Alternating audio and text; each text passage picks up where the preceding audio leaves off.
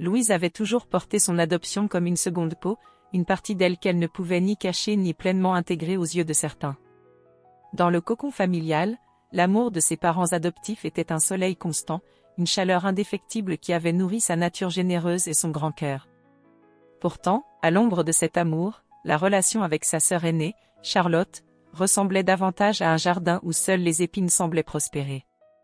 Charlotte, de 3 ans son aînée, ne manquait jamais une occasion, même subtile, de lui rappeler qu'elle n'était pas du même sang.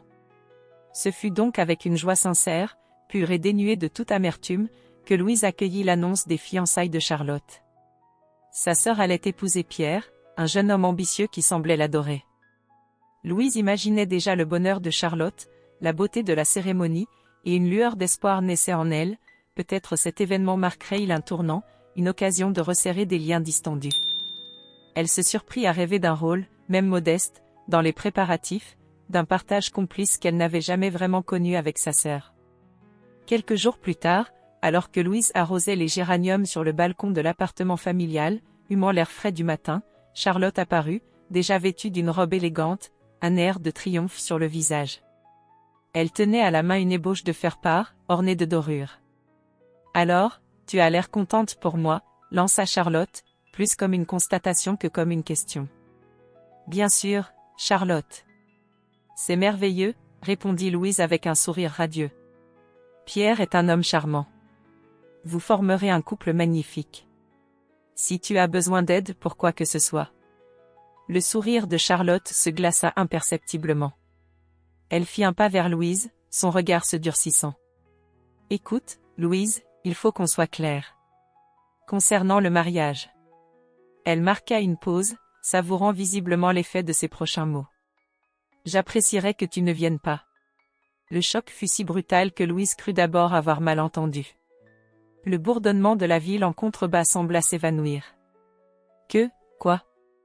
Mais pourquoi ?» bégaya-t-elle, son sourire s'effaçant pour laisser place à une incrédulité douloureuse. Charlotte la toisa de haut en bas, un pli de mépris au coin des lèvres. « Franchement, Louise, tu ne fais même pas vraiment partie de la famille et tu penses être la bienvenue ?» Sa voix était tranchante, dépourvue de toute trace de compassion. « C'est mon jour, le plus beau jour de ma vie.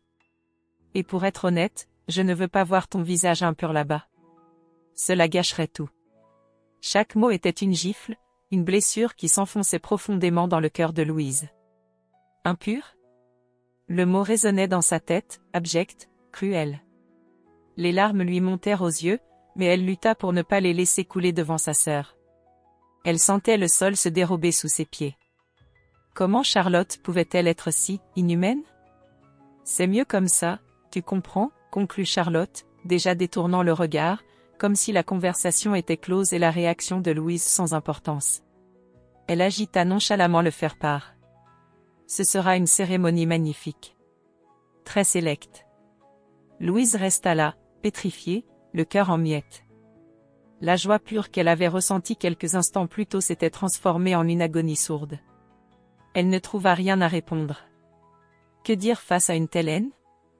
Lorsque Charlotte fut rentrée, laissant Louise seule avec sa douleur, celle-ci s'adossa au mur, les jambes tremblantes. La cruauté de sa sœur était une chose à laquelle elle aurait dû s'habituer, mais cette fois, elle avait dépassé toutes les limites. Et le plus ironique, le plus tragique dans tout cela, était le secret que Louise portait. Un secret qui rendait cette exclusion encore plus absurde et révoltante. Car ce que Charlotte ignorait, ce que personne à part ses parents ne savait, c'est que Louise s'était engagée, plusieurs mois auparavant, à financer la moitié des dépenses somptueuses de ce mariage. Une promesse faite à ses parents, pour alléger leur fardeau financier et parce qu'ils rêvaient d'offrir à Charlotte le mariage de princesse qu'elle désirait tant. Louise, avec ses économies durement gagnées, avait voulu contribuer discrètement au bonheur de sa sœur, espérant peut-être, au fond d'elle, que ce geste apaiserait les tensions. Elle ferma les yeux, une larme amère traçant un sillon sur sa joue. Son visage, impur, ne serait pas au mariage, mais son argent, lui, y serait bien présent, finançant l'hypocrisie et la splendeur d'une fête dont elle était bannie. La blessure était profonde, béante, et le chemin à venir lui paraissait soudain insupportablement sombre.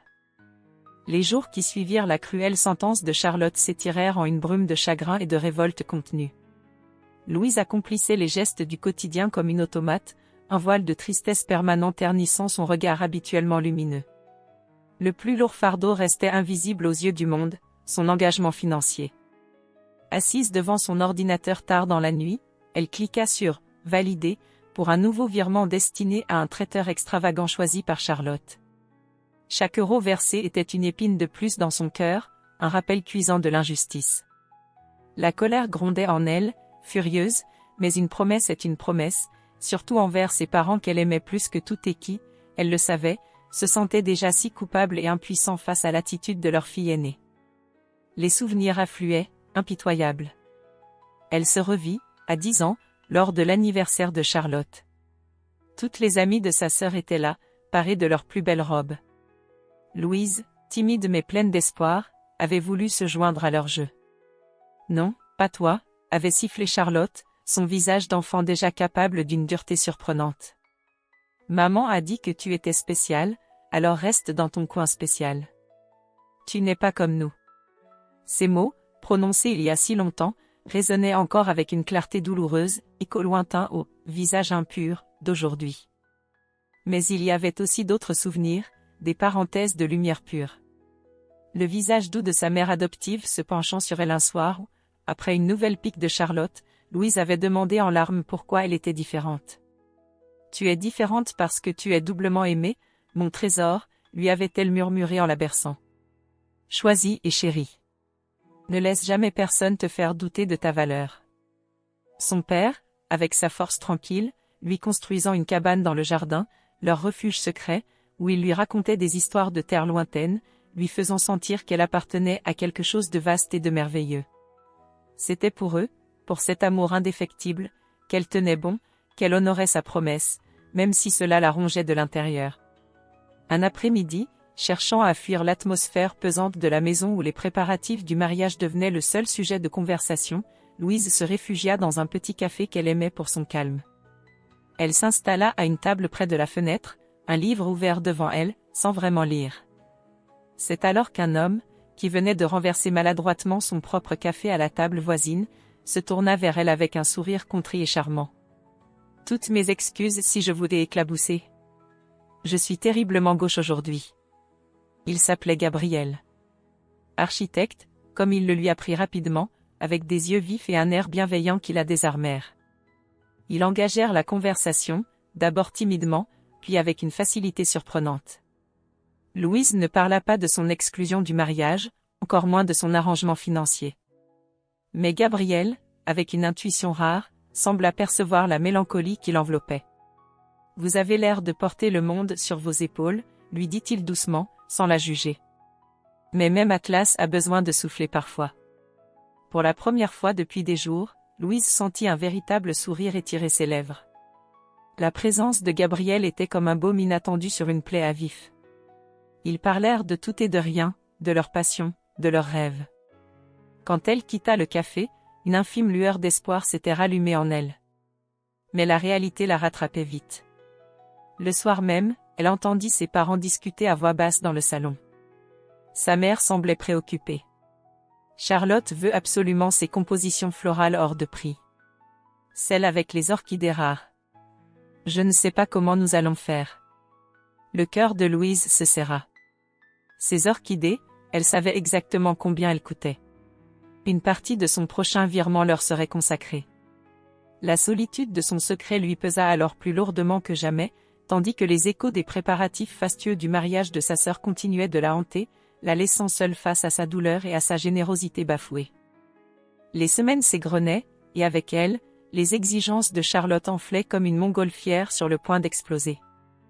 Louise l'entendait souvent au téléphone, sa voix au perché résonnant dans l'appartement, se plaignant d'un fournisseur, exigeant des modifications de dernière minute, chaque caprice ajoutant une nouvelle ligne au budget déjà conséquent. Non, mais vous vous rendez compte ? Cette nuance de rose n'est pas exactement celle que j'avais demandée pour les rubans des chaises. Et le champagne millésimé, il est impératif de l'avoir, peu importe le coût. Papa et maman paieront, lançait-elle avec une assurance déconcertante, ignorant que chaque « papa et maman paieront » signifiait en réalité « Louise paiera ». Les parents de Louise, justement, semblaient naviguer en eau trouble. Louise les voyait échanger des regards préoccupés lorsque Charlotte n'était pas là, soupirer discrètement après une nouvelle tirade de leur fille aînée. Un soir, sa mère lui confia à demi-mot, en rangeant la vaisselle, « Ta sœur, elle est si tendue, si exigeante. J'espère tellement que tout sera parfait pour elle, qu'elle sera heureuse. » Dans sa voix, Louise percevait la fatigue, l'impuissance, mais aussi cette lueur d'espoir obstiné que Charlotte finirait par apprécier les efforts faits pour elle, et peut-être, par miracle, changerait d'attitude envers Louise. Mais l'espoir de Louise, lui, s'amenuisait jour après jour. Ses rencontres avec Gabriel étaient devenues des bouffées d'oxygène. Ils se voyaient pour un café, une promenade au parc. Louise ne lui avait toujours pas avoué l'ampleur de son sacrifice financier, mais elle lui avait parlé de la difficulté d'être mise à l'écart, de la pression familiale diffuse. Gabriel écoutait, sans jamais la presser, offrant une perspective simple et saine. « Tu sais, Louise, » lui dit-il un après-midi alors qu'ils partageaient une pâtisserie, « même si c'est ta famille, tu as le droit de poser des limites. Ton bien-être compte autant que celui des autres. Te sacrifier constamment ne rendra personne véritablement heureux à long terme, et surtout pas toi. » Ces mots firent écho en Louise. Elle avait toujours cru que son devoir était de s'effacer, de donner sans compter. Mais la remarque de Gabriel sema une graine de doute, et si elle avait le droit de dire non? Et si sa générosité était, en fait, prise pour acquise, voire exploitée? La révélation, brutale et esséurante, survint un samedi matin. Sa mère, dépassée par la gestion des multiples factures et des communications avec les prestataires du mariage, demanda à Louise de l'aider à vérifier certains relevés bancaires en ligne liés à un compte spécialement ouvert pour les dépenses de la cérémonie, un compte que Charlotte gérait principalement. « Tu es si douée avec ces choses-là, ma chérie, et Charlotte est tellement éparpillée, » avait dit sa mère avec un sourire las. Louise s'installa donc devant l'ordinateur, ouvrant les relevés. Au début, tout semblait normal, traiteur, fleuriste, location de la salle. Puis, son regard fut attiré par une ligne de dépenses inhabituelle, d'un montant conséquent, libellée au nom d'une boutique de maroquinerie de luxe. Intriguée, elle cliqua pour voir le détail. La date correspondait à la semaine précédente. Ce n'était clairement pas une dépense pour le mariage. Plus bas, une autre, pour un spa prestigieux, sous la mention vague « Frais de préparation mariée ». Louise connaissait les arrangements, la coiffure et le maquillage étaient déjà couverts par un autre forfait. Elle sentit un frisson glacial lui parcourir l'échine. Elle fouilla plus attentivement, comparant avec les devis qu'elle avait vus passer. D'autres dépenses personnelles, plus petites mais significatives, apparurent, des vêtements de marque, des accessoires, même un court séjour dans un hôtel de charme le week-end précédent, camouflé sous une ligne de frais de « repérage lieu lune de miel ». Charlotte ne se contentait pas de la générosité indirecte de sa sœur, elle la volait sciemment, détournant l'argent destiné à son propre mariage pour satisfaire ses caprices personnels. Louise se recula de l'écran, le souffle court. La graine du doute venait d'éclore en une certitude amère et révoltante. Ce n'était plus seulement de la cruauté ou de l'exclusion, c'était de la malhonnêteté pure et simple.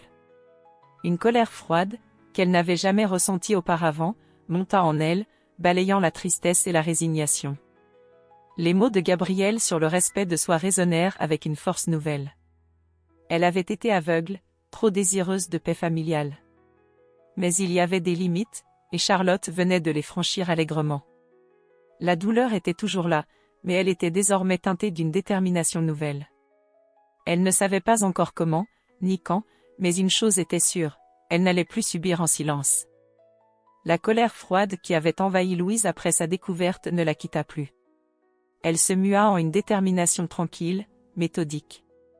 Chaque soir, après son travail, elle passait des heures à rassembler méticuleusement les preuves de la duplicité de Charlotte, relevés bancaires surlignés, copies d'écran des transactions suspectes, croisant les dates et les montants avec les dépenses légitimes du mariage.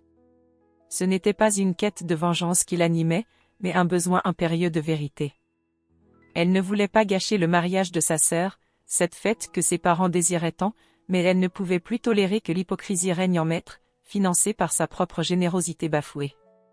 La surprise qu'elle préparait serait celle de la vérité, implacable et nécessaire. Quelques jours plus tard, assise en face de Gabriel dans leur café habituel, Louise sentit qu'elle pouvait enfin tout lui dire. La confiance qu'il lui inspirait, son regard franc et sa bienveillance constante avaient fait tomber ses dernières barrières. Elle sortit de son sac une petite chemise cartonnée et la posa sur la table entre leurs tasses. « Gabriel, il y a quelque chose que je dois te montrer, et te raconter. » Tout. Sa voix tremblait légèrement au début, puis s'affermit à mesure qu'elle exposait la situation, son exclusion, le financement secret, et enfin, la trahison de Charlotte avec les fonds détournés. Elle lui montra les preuves. Gabriel l'écouta sans l'interrompre, son expression passant de la surprise à l'indignation, puis à une profonde admiration pour le courage de Louise.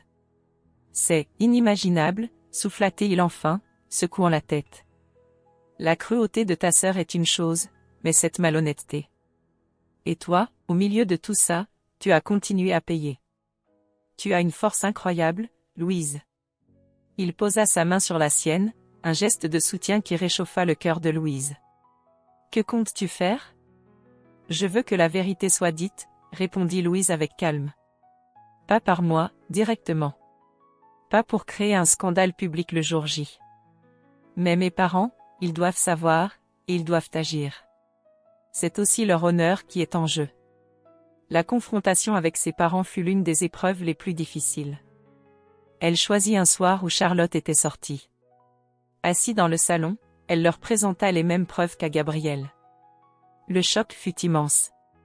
Sa mère fondit en larmes, se reprochant sa naïveté, sa lâcheté peut-être.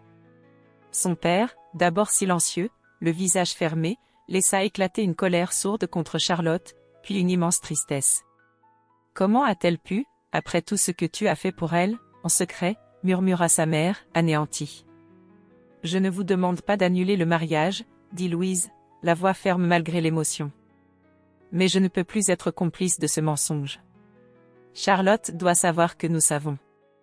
Et elle doit comprendre qu'il y a des conséquences à ses actes. » Après une longue discussion, chargée d'émotions contradictoires, ses parents prirent une décision. Ils étaient meurtris, déçus, mais aussi conscients de leur part de responsabilité pour avoir laissé la situation dégénérer. Ils allaient parler à Charlotte. Cette tentative de médiation, à quelques jours seulement du mariage, fut un échec cuisant. Louise n'y assista pas, mais elle entendit les éclats de voix depuis sa chambre. Ses parents, armés des preuves de sa duplicité, tentèrent d'amener Charlotte à la raison, de lui faire prendre conscience de la gravité de ses actes. Mais Charlotte, acculée, se réfugia dans le déni et l'agressivité. Elle les accusa de vouloir gâcher son bonheur, de prendre le parti de l'autre, de ne jamais l'avoir vraiment comprise. Elle resta inflexible, niant toute malversation intentionnelle, parlant d'erreurs, de malentendus, refusant de présenter la moindre excuse à Louise ou de reconnaître l'ampleur de son ingratitude. « C'est mon mariage. Vous n'allez pas me faire ça, » hurla-t-elle avant de claquer la porte de sa chambre. Le soir, son père vint trouver Louise. Son visage était las, mais une nouvelle lueur brillait dans ses yeux, celle d'une résolution inébranlable. « Ta mère et moi, nous avons compris. Il n'y a plus de discussion possible avec ta sœur pour le moment. Mais la vérité sera dite. Tu as ma parole. » La veille du mariage, une tension électrique emplissait l'appartement. Louise, bien que bannie de la cérémonie, ressentait une étrange forme de calme. Elle avait fait tout ce qui était en son pouvoir. Elle avait planté les graines de la vérité, et elles allaient germer, d'une manière ou d'une autre. Gabriel l'appela pour lui souhaiter du courage, admirant sa dignité silencieuse. Elle savait qu'elle ne serait pas physiquement présente, mais une partie d'elle, la plus intègre, la plus forte, serait là, attendant l'heure de la confrontation, celle où les masques tomberaient enfin. Le soleil de juin inondait la ville d'une lumière dorée, mais pour Louise, cette journée avait un goût amer. Tandis que les cloches de l'église sonnaient à toute volée pour le mariage de Charlotte, elle était dans son petit appartement, un livre ouvert sur les genoux, mais l'esprit ailleurs. Elle avait refusé les invitations d'amis, préférant cette solitude choisie à une pitié mal déguisée. Elle avait respecté l'interdiction de sa sœur, aussi cruelle fût-elle. Gabriel l'avait appelée le matin, sa voix chaude lui apportant un réconfort fugace. « Courage, Louise. La vérité a sa propre force. » Elle s'accrochait à ces mots, imaginant la scène, espérant que ses parents tiendraient parole. À quelques kilomètres de là, la réception battait son plein dans un domaine somptueux, dont les jardins à la française et les salons richement décorés témoignaient d'une dépense considérable. Charlotte, resplendissante dans sa robe de créateur, flottait au milieu des invités tel un signe royal, savourant chaque compliment, chaque regard admiratif.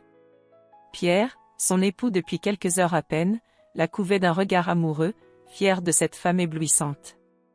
Les parents de Louise et Charlotte souriaient, serraient des mains, mais un observateur attentif aurait pu déceler une tension inhabituelle dans leur maintien, une gravité qui contrastait avec l'allégresse ambiante. Puis vint le moment des discours. Après les paroles émues du témoin de Pierre, le maître de cérémonie annonça le père de la mariée. Un silence respectueux se fit.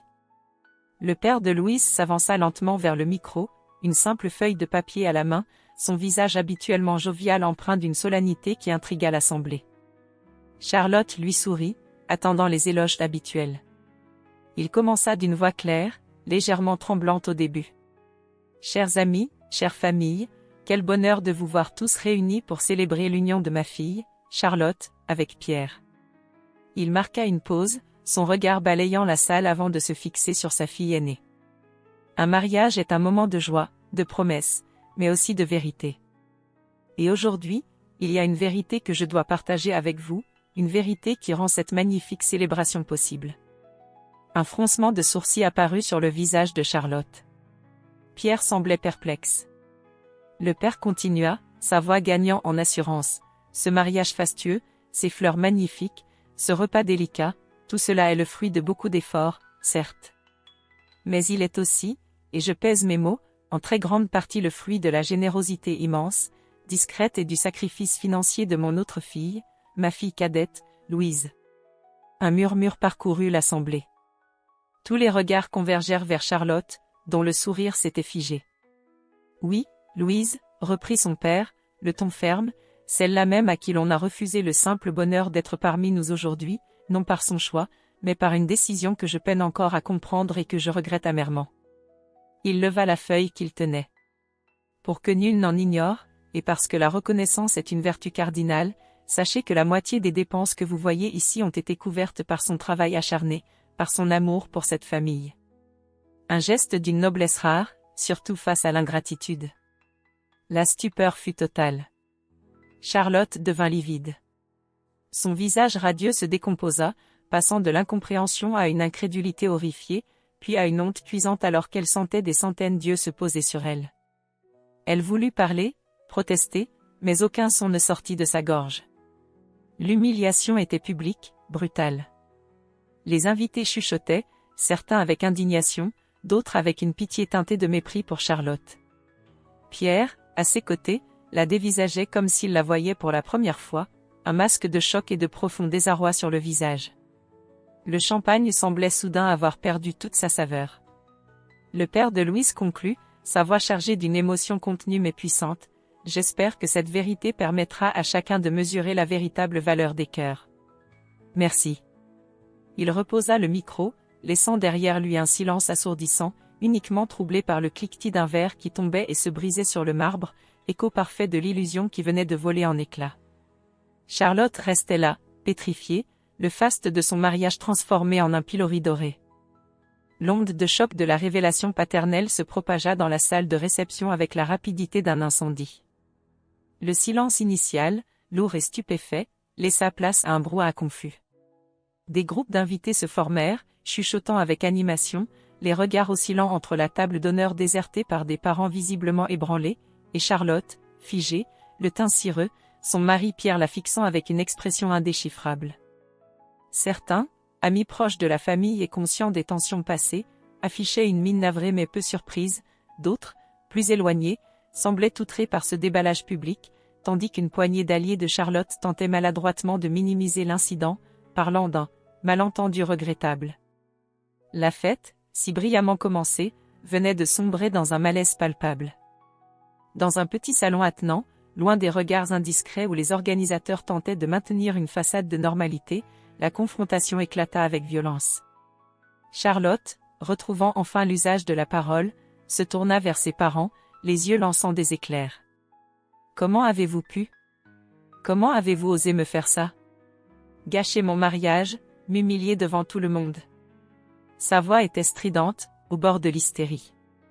Te rendre compte de la portée de tes actes, voilà ce que nous avons fait, rétorqua son père, la voix grave, la déception se mêlant à la colère. Ton mépris pour Louise, ta malhonnêteté, cela ne pouvait plus durer. Sa mère, en larmes, ajouta, nous espérions une prise de conscience, Charlotte, pas cet orgueil. Pierre, son nouveau mari, se tenait à l'écart, le visage blême. Il s'approcha enfin de Charlotte. Explique-moi, Charlotte. Est-ce que tout cela est vrai?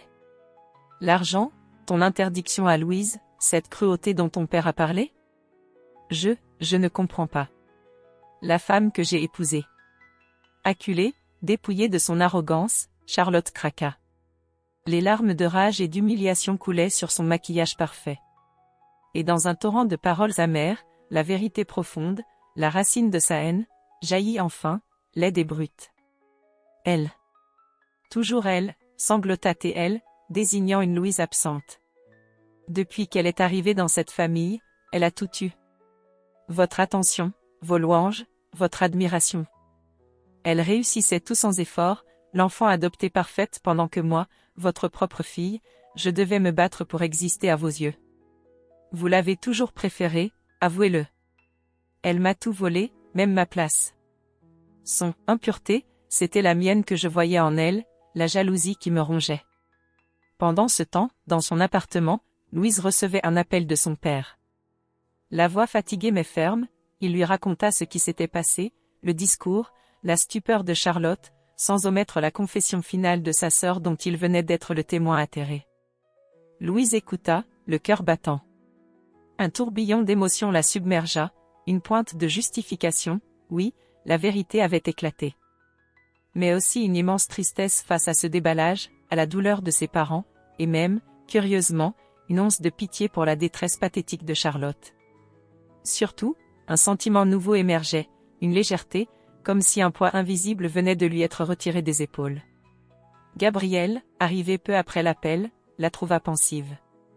Il avait été mis au courant par le père de Louise également, qui tenait à le remercier pour son soutien discret mais essentiel à sa fille. Il prit Louise dans ses bras. « C'est fait, » murmura-t-il. « Tu n'as rien à te reprocher. Tu as été digne jusqu'au bout. Ce qui se passe maintenant est la conséquence de leurs actes, de leurs secrets. » Son soutien était un roc. Louise s'appuya contre lui, sentant les dernières bribes de tension la quitter. La confession de Charlotte, aussi terrible soit-elle, expliquait tant de choses. Cette jalousie maladive, nichée au cœur de sa sœur depuis l'enfance, avait tout empoisonné. Ce n'était pas une excuse pour sa cruauté, mais cela révélait une blessure profonde, une faille que Louise n'avait jamais soupçonnée à ce point. La libération commençait, teintée de la mélancolie des illusions perdues, mais porteuse d'un avenir où elle pourrait enfin respirer. 6 mois s'étaient écoulés depuis le mariage de Charlotte, 6 mois qui avaient lentement remodelé le paysage émotionnel de la famille. Les retombées de cette journée mémorable avaient été significatives. Pour Charlotte, la vie avait pris une teinte amère. Son mariage avec Pierre, entamé sur un séisme de révélation, était devenu un champ de mines de non-dits et de déceptions. Pierre, bien que toujours présent, gardait une distance polie, luttant pour concilier l'image de la femme qu'il pensait épouser avec la réalité brutale de son caractère et de ses actions passées. Isolée, ayant perdu le respect de beaucoup, Charlotte commençait à peine, et douloureusement, à entrevoir le vide de ses propres choix, bien que le chemin vers une véritable prise de conscience semblât encore long et incertain. Pour Louise, en revanche, ces mois avaient été synonymes de renaissance. Elle avait, dans un premier temps, mis une distance nécessaire avec Charlotte, un espace pour penser ses propres plaies sans interférence. Mais avec ses parents, les liens s'étaient resserrés d'une manière qu'elle n'aurait jamais cru possible. Les conversations étaient devenues plus franches, plus profondes. Un soir, son père, les yeux embués, lui avait pris les mains. « Louise, ma fille, si tu savais à quel point nous regrettons de ne pas t'avoir mieux protégée, de ne pas avoir vu plus tôt l'étendue de ta souffrance et de ta générosité. Ton cœur est immense. Pardonne-nous notre aveuglement. » Sa mère, à ses côtés, avait acquiescé, les larmes coulant silencieusement. Ces mots, cette reconnaissance sincère, avaient été un baume puissant, cimentant leur amour sur des fondations nouvelles, plus authentique et solide que jamais. Louise s'épanouissait. La jeune femme autrefois discrète, portant le poids invisible de son adoption et des attentes des autres, avait laissé place à une Louise rayonnante de confiance. Elle marchait la tête haute, un sourire plus fréquent illuminant son visage. Sa relation avec Gabriel était devenue un port d'attache solide, un amour profond et joyeux, nourri de respect mutuel et d'une admiration réciproque. Ils parlaient de l'avenir avec enthousiasme, construisant des projets communs, Gabriel étant le premier à célébrer chaque nouvelle étape de l'affirmation de Louise. « Tu vois » lui dit-il un soir alors qu'ils contemplaient un coucher de soleil flamboyant depuis leur balcon, « tu n'avais besoin de l'approbation de personne pour briller.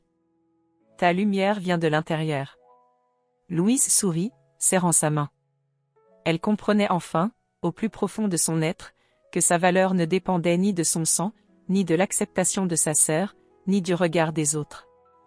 Elle s'était pardonnée d'avoir si longtemps supporté l'inacceptable, d'avoir cru qu'elle devait mériter sa place. Sa place, elle la créait elle-même, chaque jour. Quant à Charlotte, Louise n'éprouvait plus de colère, seulement une sorte de tristesse lointaine. Elle savait que la porte à une éventuelle réconciliation n'était pas scellée à jamais, mais elle ne s'ouvrirait que si Charlotte entreprenait un véritable travail sur elle-même, si elle parvenait à éteindre le feu de cette jalousie qui l'avait consumée. Pour l'heure, Louise se concentrait sur son propre bonheur, sur la construction de sa vie. 1 an après le mariage qui avait tout changé, Louise se tenait sur la scène d'une petite conférence locale. Invitée à parler de son parcours en tant que jeune entrepreneur dans le design, elle avait choisi, avec une pudeur émue, d'évoquer aussi l'importance de la résilience et de la quête de sa propre vérité. Devant elle, un public attentif, et au premier rang, ses parents, les yeux brillants de fierté, et Gabriel, son sourire le plus encourageant. En concluant son discours, elle dit « Chacun de nous porte une histoire unique. Parfois, le chemin est semé d'embûches, d'injustices.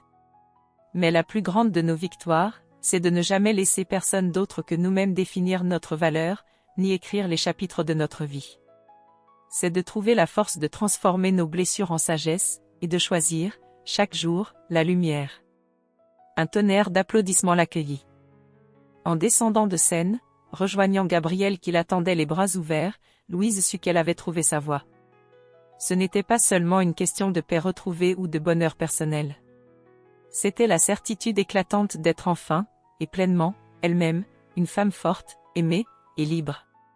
Son avenir s'étendait devant elle, vaste et lumineux, une page blanche qu'elle écrirait avec courage, amour et une dignité désormais inébranlables.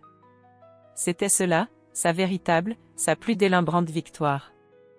Le parcours de Louise est profondément instructif, nous révélant des niveaux d'apprentissage sur la nature humaine et la quête de dignité. Son histoire nous enseigne, par-dessus tout, que notre valeur intrinsèque et la véritable estime de soi s'épanouissent de l'intérieur, indépendamment des circonstances de notre naissance ou de la validation que nous recevons, ou non, des autres. Louise découvre que son essence et son mérite ne sont ni diminués par la cruauté d'autrui ni définis par les liens du sang, mais bien par la force de son caractère et sa capacité à rester intègre. Ce cheminement vers la connaissance de soi la conduit inévitablement à comprendre l'importance vitale d'établir des limites. Bien que sa nature généreuse l'ait amenée à endurer la souffrance pendant une longue période, arrive un moment où la nécessité de protéger son bien-être et son intégrité devient impérative. La décision de Louise de ne plus tolérer le manque de respect et l'exploitation est un tournant crucial, montrant que l'amour-propre se manifeste aussi par le courage de dire « ça suffit ». En contraste direct avec la croissance de Louise, nous voyons chez Charlotte les conséquences dévastatrices de l'envie et de la cruauté. Ces actes, alimentés par une amertume profonde, non seulement causent de la douleur aux autres, mais la piègent avant tout dans un cycle de malheur et d'isolement, illustrant comment les sentiments négatifs rongent ceux qui les cultivent. Parallèlement, le récit souligne le pouvoir transformateur du soutien authentique. La présence constante et aimante de Gabriel, ainsi que la réconciliation et le repentir sincère de ses parents, offrent à Louise le terreau fertile pour sa guérison et son épanouissement. Ces liens d'affection véritables démontrent combien le soutien inconditionnel est un pilier pour surmonter les adversités. La quête de vérité, aussi ardue soit-elle, se révèle fondamentale et libératrice. Lorsque les faits concernant le sacrifice de Louise et les manipulations de Charlotte éclatent au grand jour, le voile de la tromperie se déchire, permettant à la justice, même tardive, de commencer à se manifester et au cycle de souffrance d'être interrompu. Finalement, l'histoire de Louise est un témoignage inspirant de la résilience humaine et de notre capacité de dépassement et de reconstruction. Elle n'émerge pas seulement des épreuves, mais les utilise comme des tremplins vers une maturité profonde, se pardonnant à elle-même et prenant les rênes de son propre bonheur. Louise nous enseigne que nous sommes les véritables architectes de nos vies, capables de transformer les blessures les plus douloureuses en source de sagesse et de construire un avenir où la paix intérieure, la dignité et l'amour propre sont les protagonistes.